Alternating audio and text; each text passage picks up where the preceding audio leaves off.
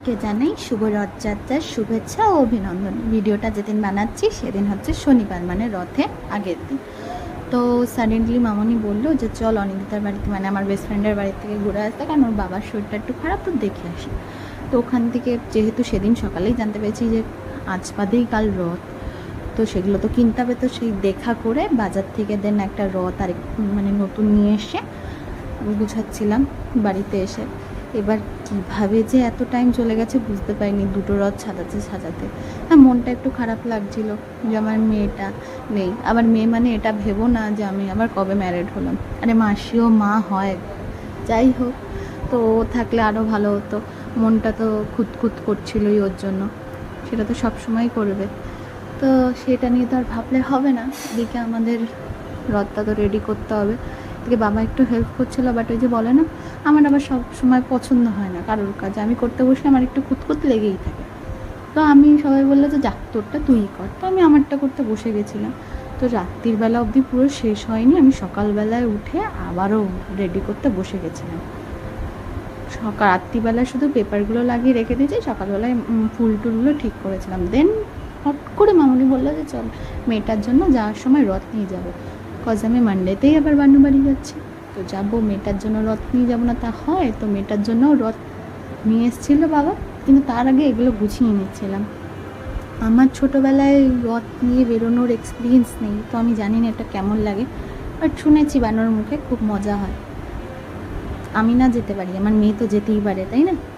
এখনও ছোট, এখনও হাঁটতে পারে না ও সেভাবে, কিন্তু তবুও দেখতে গেলে এটা ওর প্রথম বছরই রথ। তো ওর জন্য না নিয়ে গেলে তো ওর মনটাও খারাপ লাগবে, ও না বুঝুক যে বুঝুক, আমি তো অ্যাজ আ মা বা মাসি হিসেবে তো আমার দুঃখ লাগবেই না। তো যাই হোক, বক বক করতে করতে এদিকে তো আমি আমার দুটো রথ রেডি করে নিয়েছিলাম। এই যে আমার ননু সিংয়ের রথ, আমার সব থেকে ফেভারিট রথ। তিনটেই আমার ফেভারিট, কারণ ওগুলো আমার গুচু পুজো কাজু কিশমিশ, মানে 4 ভাই, মানে 4টে গোপালের রথ, ওগুলো তো অলওয়েজ ফেভারিট। বাট এটা কি মিট্টি না, একদম আমার ননু সিংয়ের মতো। ননু সিং যদি ভিডিওটা দেখতো বুঝতো, বা বড় হলে যখন দেখবে তখন দেখবে ওর মাম্মাম ওর জন্য ওর ডেগুলোকে কীভাবে স্পেশাল করতে চায়। শুধু মাম্মাম না, দিয়া ভটুলু অলসো, বাট মাম্মাম ছাড়া কি এগুলো হতো? যাই হোক, অনেক হয়ে গেল। Anyways, just kidding. তো এদিকে ননু সিংয়ের রথটা রেডি হয়ে গেছে।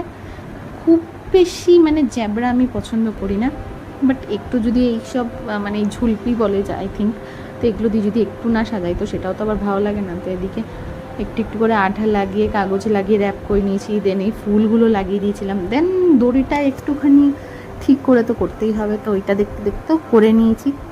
আর এদিকে আস্তে আস্তে আস্তে আস্তে আমার রথটা রেডি হয়ে যাচ্ছিল। আমার রথ মিন্স আমার ননু সিংয়ের রথ। তো এদিকে আমি রেডি করতে করতে হাঁপিয়েও গেছি, কিন্তু হাঁপিয়ে গেলে তো চলবে না, কারণ আমি ছাড়া এটা করার মতো কেউ নেই। আর আমার অনেস্টলি স্পিকিং আমার আর কারোর কাজ পছন্দ হয় না, আমি একটু খুঁতখুত করি এইসব ব্যাপারে, মানে আমার সবসময় পারফেকশনই দরকার। সেটা যেভাবেই হোক, আমি যেটা করবো সেটা পারফেক্ট হওয়াই দরকার, সেটা আমি ভালো করি না করি। যাই হোক, অনেক বকর বকর করলাম, তোমরাও দেখো আমি এভাবে সিম্পল ওয়েতে একদম, মানে আমি সেভাবেও খুব ভালো করতে পারি না। ছোটোবেলায় দেখেছি গোপালের জন্য বানও করতো, বাট এখনও এখানে নেই, তো আমাকেই করতে হবে। তো যতটা আমার দ্বারা পসিবল আমি চেষ্টা করেছি তার থেকেও 100% বেটার করে করার, সেটাই করছিলাম। আর আমার রথটা আস্তে আস্তে রেডিও হয়ে যাচ্ছিল। এবার তো আমাকে যেতে হবে, আবার নিয়ে আসবো নতুন একটা ব্লগ নিয়ে। তার মধ্যে তোমরা কিন্তু চ্যানেলটাকে সাবস্ক্রাইব করে দিও, অনেকেই দেখো কিন্তু সাবস্ক্রাইব করো না, এরকম করলে কি চলবে বলো তো? তোমরা আমার চ্যানেলটাকে সাবস্ক্রাইব করো প্লিজ, একটু ভালোবাসা দিও, আর আমাকে জানিও যে আমার 3টে রথ কেমন হয়েছে। দেখা হবে নেক্সট ব্লগে, সবাই ভালো থেকো, টাটা।